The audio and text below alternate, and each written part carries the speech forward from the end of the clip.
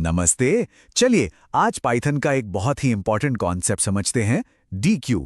और हाँ, नाम सुन के घबराना बिल्कुल नहीं है, ये बहुत बहुत आसान है। तो शुरू करें। अच्छा, एकदम सिंपल तरीके से सोचते हैं। चलिए इमेजिन करते हैं कि किचन में प्लेट्स का एक स्टैक रखा है, एक के ऊपर एक। तो अब जब खाना खाना होता है तो हम क्या करते हैं, सबसे ऊपर से यानी आगे से एक प्लेट निकाल लेते हैं। और मान लीजिए कोई नई साफ प्लेट रखनी है तो उसे भी हम सबसे ऊपर रख देते हैं। पर कभी-कभी हम पीछे से भी तो एक नई प्लेट रख सकते हैं, है ना? तो देखा, काम दोनों तरफ से हो रहा है। बस बिल्कुल यही चीज प्रोग्रामिंग में, इसी सिस्टम को, इसी आइडिया को हम DQ कहते हैं। मतलब एक ऐसी लाइन जहां दोनों साइड से, आगे से भी और पीछे से भी काम हो सके। सिंपल। ठीक है, अब इसको थोड़ा और अच्छे से जानते हैं। आखिर ये डीक्वे का मतलब क्या है? इसका फुल फॉर्म क्या है? देखो, इसका फुल फॉर्म है डबल एंडेड क्यू। नाम से ही सब साफ हो जाता है। एक ऐसी क्यू यानी लाइन जिसके दोनों एंड्स यानी दोनों सिरे काम के लिए खुले हैं। मतलब आगे से भी एंट्री एग्जिट हो सकती है और पीछे से भी एंट्री एग्जिट हो सकती है। और यही इसका सबसे बड़ा फर्क है एक नॉर्मल क्यू से। सोच के देखिए, सिनेमा हॉल की लाइन। वहां लोग सिर्फ पीछे से लगते हैं और आगे से निकलते हैं। लेकिन DQ तो DQ इससे कहीं ज्यादा पावरफुल है, क्योंकि इसमें आप आगे से भी जुड़ सकते हो और पीछे से भी निकल सकते हो। Full flexibility. और पता है क्या, हम सब अनजाने में हर रोज देख जैसे सिस्टम्स यूज करते हैं। यकीन नहीं होता? चलिए देखते हैं। पहला एग्जाम्पल तो हमने देख ही लिया, प्लेट्स का स्टैक। दूसरा सोचिए, स्कूल की लाइन। टीचर किसी को आगे से भी हटा सकती है और कोई नया स्टूडेंट पीछे से भी लग सकता है। तीसरा एग्जाम्पल, आपके कंप्यूटर ब्राउजर का बैक और फॉरवर्ड बटन। बैक मतलब आगे से एक पेज हटाना, फॉरवर्ड मतलब पीछे एक पेज जोड़ना। और चौथा, हम सबकी म्यूजिक प्लेलिस्ट। प्रीवियस सॉन्ग मतलब आगे जाना, नेक्स्ट सॉन्ग मतलब पीछे जाना। तो देखा, हर जगह एक ही आइडिया है, दोनों साइड ओपन है। चलिए अब DQ के 4 मेन कमांड्स को देखते हैं। इन्हें हम इसके 4 सुपर पावर्स भी कह सकते हैं, जिनकी मदद से सारा काम होता है। ये रहे वो 4 कमांड्स, एकदम सिंपल हैं। पहला, अपेंड। इससे हम राइट साइड में यानी पीछे आइटम ऐड करते हैं। फिर है अपेंड लेफ्ट। इससे हम लेफ्ट साइड यानी आगे आइटम ऐड करते हैं।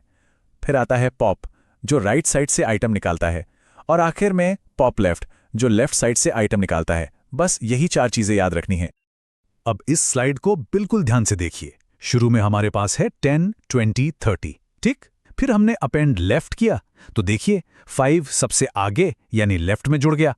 उसके बाद हमने अपेंड 40 किया तो 40 सबसे पीछे यानी राइट में जुड़ गया। और फिर जब हमने पॉप किया तो सबसे राइट वाला आइटम यानी 40 बाहर निकल गया। देखा कितना लॉजिकल और सिंपल है। ओके, थियरी तो बहुत हो गई। अब इसको असली पाइथन कोड में चलता हुआ देखते हैं। बिल्कुल भी मुश्किल नहीं लगेगा, प्रॉमिस। ये रहा पूरा कोड। अब इसको देखकर बिल्कुल डरना नहीं है, क्योंकि इसके पीछे का जो लॉजिक है वो हम अभी अभी सीख चुके हैं। चलिए इसको एक एक लाइन करके समझते हैं। देखिए, पहली line from collections import DQ, इसका सीधा सा मतलब है कि हम पाइथन को कह रहे हैं कि भाई हमें DQ वाला टूल चाहिए। दूसरी लाइन D = DQ, इससे हमने एक खाली नया DQ बना लिया। फिर हमने अपेंड और अपेंड लेफ्ट से उसमें चीजें डाली, प्रिंट D से उसको स्क्रीन पर देखा और आखिर में पॉप और पॉप लेफ्ट से चीजें निकाल दी। कितना आसान है ना? और अब देखिए इस कोड का रिजल्ट। जब हमने सारी चीजें ऐड कर दी तो आउटपुट आया DQ of 5, 10, 20। फिर जब हमने पॉप किया तो राइट से 20 निकल गया और बचा DQ of 5, 10। और उसके बाद जब पॉप लेफ्ट किया तो लेफ्ट से 5 निकल गया और आखिर में सिर्फ DQ of 10 बचा। हर कमांड बिल्कुल वही कर रहा है जो हमने सोचा था। अच्छा, जब भी हम कोई नई चीज सीखते हैं तो कुछ छोटी मोटी गलतियां होना नॉर्मल है।